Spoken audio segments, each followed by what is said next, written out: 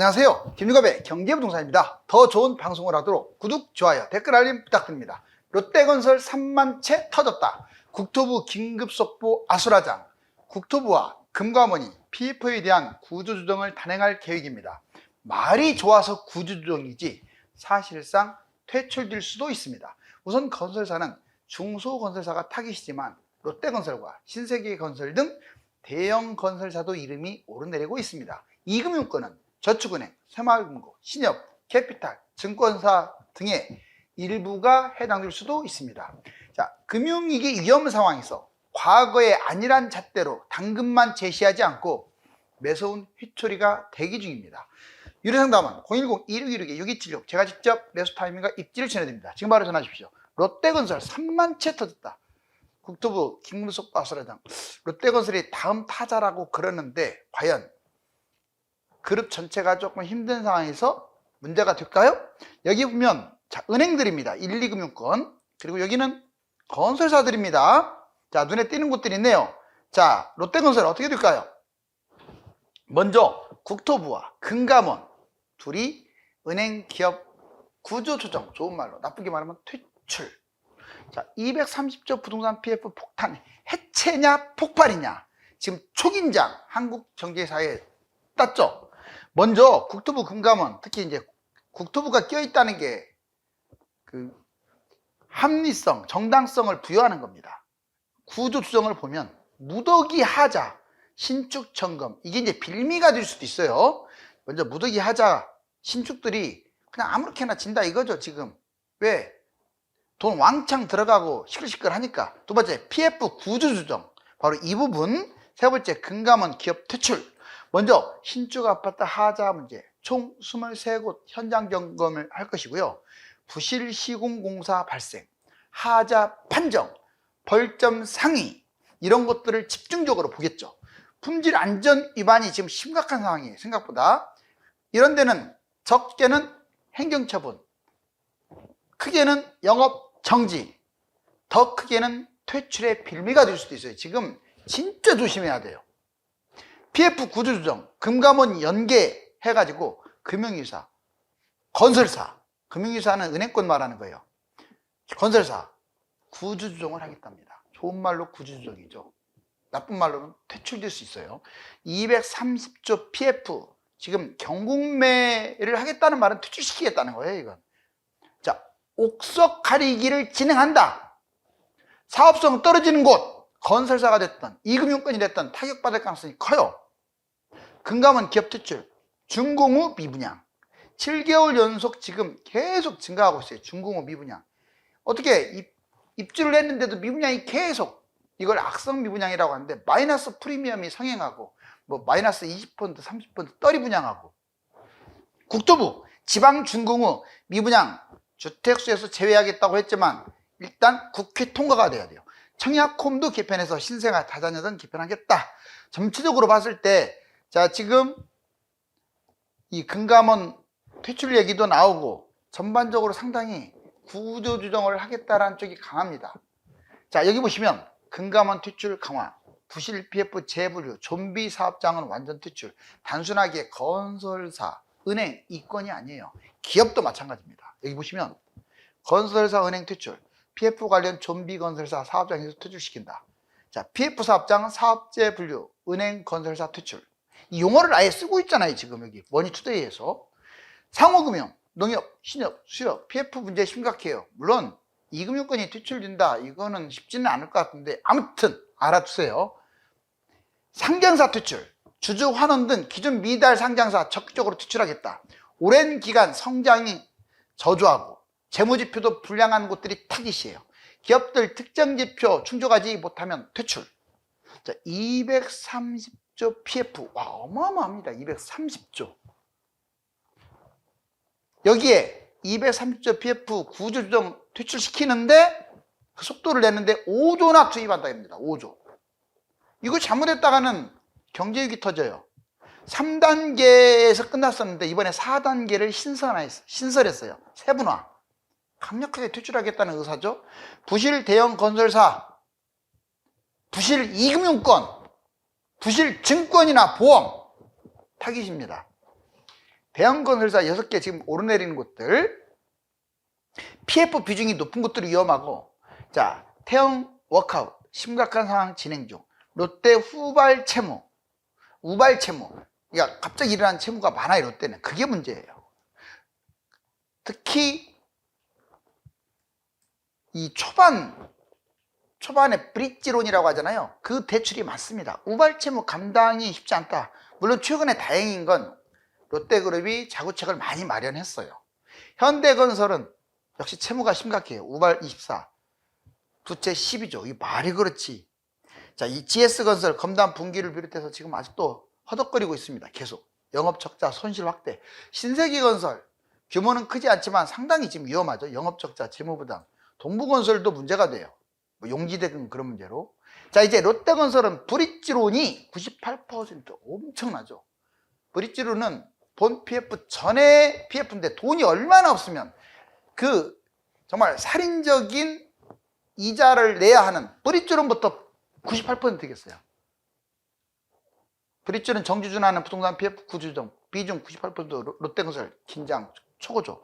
자, 보시면 유동성 위기, 롯데건설 신용등급 부정적 하향, 브릿지론 98% 절대적, 태형보다 더 심각하죠. 2000년대 증산 5, 미성크로바스, 청담 3익, 앞으로 줄줄이 사탕인데 어떻게 제대로 진행되는지. 우발 채무도 심각합니다. 분양 성적, 본 PF 전환 등 유동성이 불투명해요. 올해 만기 우발 채무가 무려 4조. 자, 위험 3.3조. 우발 채무, 광역시 지방이 많이 포진돼 있어요. 롯데께 50% 이상입니다. 그렇지만 최근에 다행히 자구책을 많이 마련했기 때문에 크게 문제가 되지는 않을 거라고 제 판단이에요. 하나증권도 혹평을 했죠. 4조 9,700억 BF 우발 채무, 미착공 비중이 높고 분양 경기 침체, 재무부담 급증, 미분양, 지방 우발 채무가 많다. 어디가? 롯데 건설이 태형 다음으로 위험한 거 아니냐? 실제로 보면 태형 다음에 롯데 보세요. 212.7. 자기 자본 대비 PF 보증 비율이 너무 세죠. 그 다음에 여기 위쪽에 이것도 포진돼 있죠. 롯데, 태형, 코롱.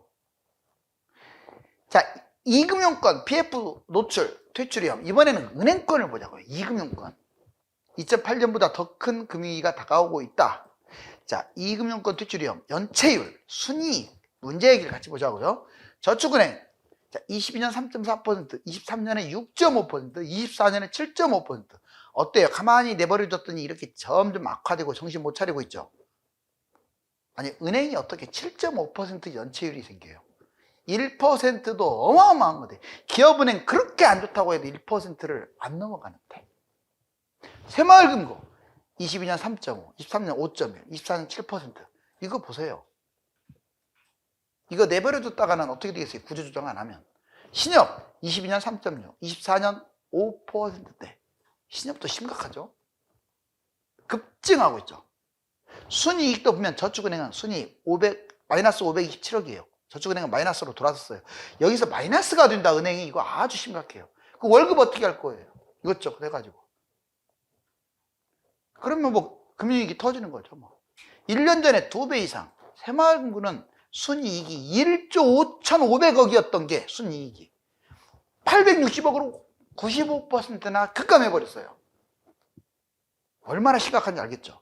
자, 신협도 마찬가지. 순이익이 5,700억 됐던 게 212억으로 96% 급감했습니다. 저축은행은 아예 적자고. 자, 문제 해결. 건전성, 수익이 나빠졌으나 이금융권은 PF를 계속 유지하면서 지금 목숨을 건지려고 해요. 당연하죠. 누가 무너지려고 하겠어요. 부실사업장 경국매로 내놓으면 땅값이 큰 폭으로 조정하겠죠. 이제 부실사업장 여기 막 이런 데 내놔야 돼요. 은행권도.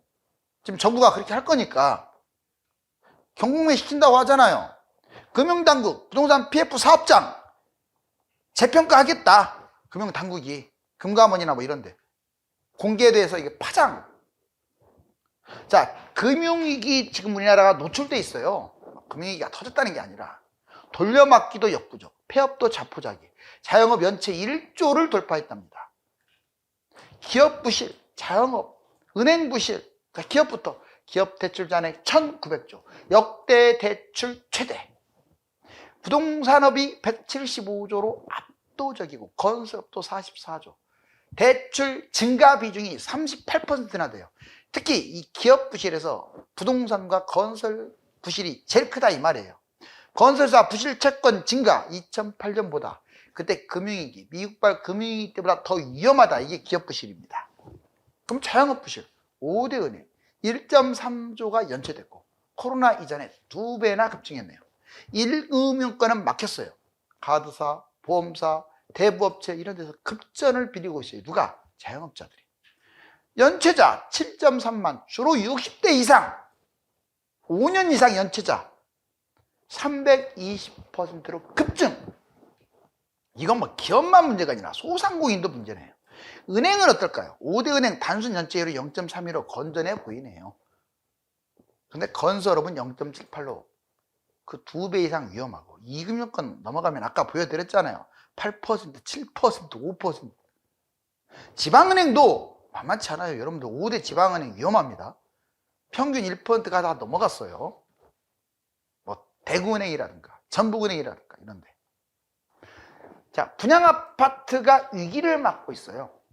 아파트 시공사 부도나게 되면 분양보증 확인, 중도금 중지, 바로 이런 절차를 밟을 거예요. 왜? 지금 건설사가 너무 힘드니까 당연히 이런 문제 이야기가 나오겠죠. 자, 먼저 고분양이 급증하고 있고 미분양은 할인하고 있고, 가뜩이나 지금 10원이라도 더 받아야 하는데 이거 시간 끌면 다 돈이잖아요. 시간 끌면 건설사는 완전 망가져요. 울며 겨자 먹기로 떨이 분양, 미분양 할인해야죠. 근데 미리 분양을 받은 분양을 받은 분들, 수분양자들은 얼마나 열받겠어요. 그러니까 떨이 분양 받은 사람들은 아예 못 들어오게, 입주도 못하게 바리케이트를 치잖아요. 그렇지만 어쩔 수 없습니다. 이건 고분양 때려갖고 미분양이 났든 어쨌든 미분양은 할인 안 하게 되면 다 죽어요. 시공사 PF 부요. 그러면 고분양부터 보자고요. 공사비 평균 여러분들 300만 원대였어요. 그러다가 600, 700 가더니 이제는 1000만을 돌파한 곳들이 막 나오고 있어요. 아직은 평균이 1000만 원을 돌파하진 않았어요. 이거 보세요. 이러니 구축이나 재건축 얘들이 못 가는 거예요. 여러분들 구축 오래된 아파트들이 왜 못 가는 줄 아세요? 추가 분담금, 이 건설사 건설 비용하고 인건비 뭐 이런 것들이 엄청 나왔기 때문에 시공사, 조합원, 사업비 모두 크게 떨어졌죠. 서울과 고가 아파트 왜? 이 고가 아파트는 5억 받으면 어때요? 추가 분담금 10억 받으면 어때요? 집값이 30억, 40억 하는데. 그 외에 대다수의 70% 아파트들은 위험합니다. 미분양 할인, 주변 시세보다 분양가가 지나치게 높은 게 문제였죠. 나홀로 아파트나 입지에 비하여 고분양가, 그러니까 세대수가 적으면서도 되게 비싸. 입지에 비해서 분양가가 너무 세. 얘를 다 지금 미분양입니다. 미분양, 할인 분양 20% 할인해도 누가 안 들어가려고 그래요. 그러면 할인한 거 좋습니까? 안 한 거보다는 좋겠죠. 그렇지만 이 할인한 아파트는 이미지가 확 없어진 데다가 애초부터 그렇게 비싼 곳이 아닌데 비싸게 때린 상황이라서 다른 데 정상 분양보다도 더 비싸기 때문에 할인 분양한다고 해서 무조건 잡으면 안 돼요. 시공사 PF부도, 대우산업개발 등 19개의 건설사가 부도났고, 채무상환 능력, 이자, 보상 비율 1 미만 위험하고요. 자, 분양 보증 확인, 허그, 지정계좌에 납부하도록 지금 계속 하고 있는데, 아무튼 이런 위험한 상황에 노출. 자, 어떻습니까? 이렇게 새 아파트들 지금 초비상 걸린 상황 아닙니까? 시한폭탄이 째깍째깍 흐르고 있네요. 부동산 PF 문제가 구조조정이라는 엄청난 상황에 직면해 있습니다. 과연 정부는 강력한 구조조정을 단행할 수 있을까요? 대기업 불패가 이어질까요? 감사합니다.